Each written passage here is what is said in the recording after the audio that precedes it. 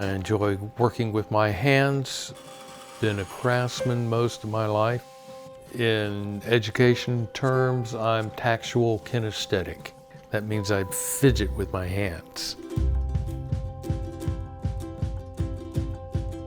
The history of ships and bottles follows the progression of optical glass. So if you look back in the late 1600s, early 1700s, you see optical glass being developed by the glass blowers. The oldest one dates back probably to the late 1680s in Italy. And from there, you have people in a solitary lifestyle inserting scenes into a bottle.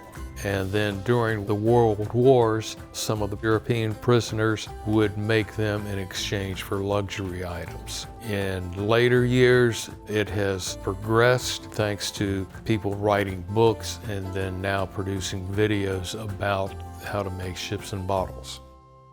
I've been hitting the bottle for about 22, 23 years now. A friend of mine, he saw the big model ships that I had built and he said, "Hey Jim, why don't you try a ship in a bottle?" So I read 2 books and I got hooked on the engineering aspect of having the mast collapse as well as building the vessel so that it would insert into the mouth of the bottle and then making sure that it would fit inside the bottle.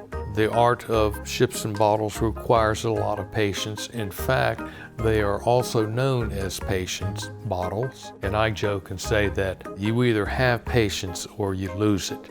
But when you get it inside the bottle and raise the mast and everything fits perfectly, that is really exciting. That's what kind of drives me to do this as well as to do the next one.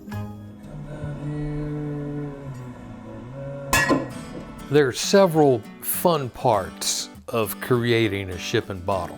One is emptying the bottle for the project. Sometimes I will go to the liquor store and I will pick up a bottle and turn it around sideways and hold it up to the light. The people at the liquor store kind of look at me like, "What are you doing there?" So I say, I'm looking at the glass, not the booze. But sometimes friends will give me a bottle.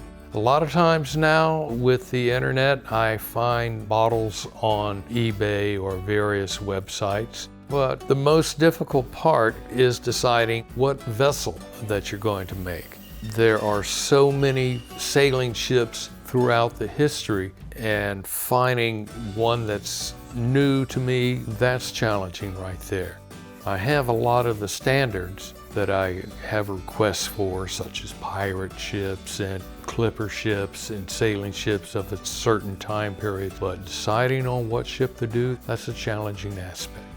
As for wood, once again, I'm finding wood on eBay, selling the type of wood that I need. Sometimes I'll find red cedar that's been blown down during a hurricane and I can cut that up. And you have various companies that specialize in wood for making model ships. About 85% of the time spent on the project is done outside of the bottle. You can basically break it down into building the ship, put that in there, rigging the ship, putting sails on the ship, curl it up with your chopstick, making the ocean for the diorama. Then you insert the ocean clay into the bottle, inserting the ship, and then finishing up the detail on the ship, such as removing the pull lines, setting the sails, and once that is all done, then you seal the ship. My work when I was selling at craft shows and art shows would range around the $150 range. Certainly as a craftsman, you want to have perfection in what you make, and that is something that I definitely strive for. And then I keep in mind that there's an old saying that only a God can make something perfect.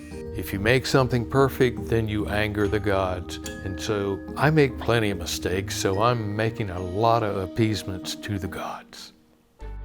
When I think back at all the bottles that I've made, one of the more satisfying aspect of what I do is how people react to it and how they appreciate the amount of time and effort and craftsmanship that went into that project. And that is very heartwarming to me.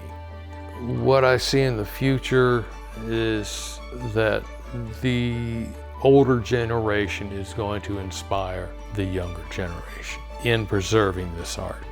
Personally, I had set a goal of making 3,000 ships. Right now I'm at like 2,980, but I don't think I will ever stop making ships and bottles. I will probably go to my grave or die at the workbench with a ship in my hand or a bottle tool in my hand.